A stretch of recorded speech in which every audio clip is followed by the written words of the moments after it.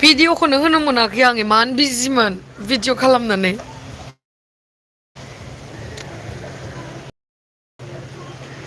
रावबो अनलाइन गैया नामा रावबो अनलाइन गैया? आयु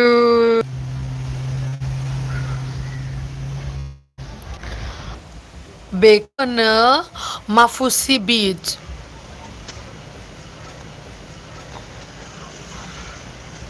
बेवहाय जों दायो थांनानै दुगैहैनोसै। इन्जय खामहैनोसै नोंथांमोनखौ जास्ट आङो आंनि भिडिअखौ मिस खालामदोंदां होननानै आङो लाइभखौ होदो आरो ओमफ्राय जोङो नैबे हटेलाव दङ बेनि नामानो जाहैबाय कानि बिच हटेल। बेयावहा बिकिनि बिच आरो बियो बाकि माने बाकि बे आइलेण्डआवहाय माबा गैया आरोना बिकिनि बिच नङा लकेल जिथु आइलेण्ड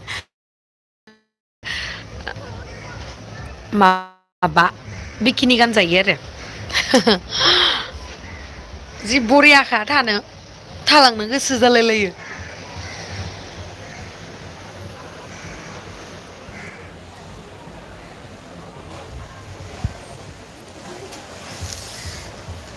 आंखौ नुदोंना दिनै फना मा आं रोंला एक्सुलि आंनि फना मायबा जादों।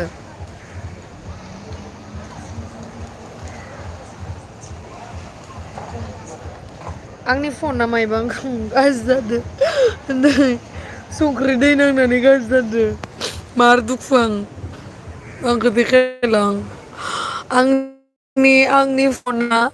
आंनि फना माने दैयाव गोग्लैदोंमोन आरोना ओमफ्राय ओरैनोथ' जेनेबा दैयावहा माबाबाबो जेबो जाया। नों माहा थांनाय नों माहा थांनाय भिडिअ लाहैनाय नै आंनि आपकामिं मिउजिक भिडिअ फैगोन बिथाङानो डि अ पि आ नै बिरखम जिडि प्रडाक्सननि फ्राय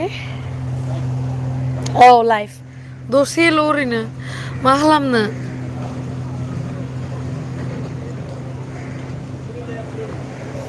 दासो फैदोंमोन आं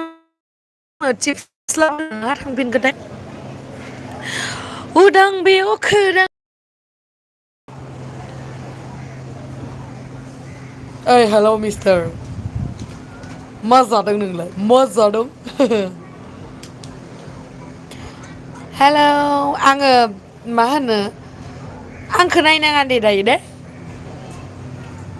आं मार देखायनो बादो आंनि भिडिअ नायबानो जाबाय मार दुखु आंनि मबाइला सुइस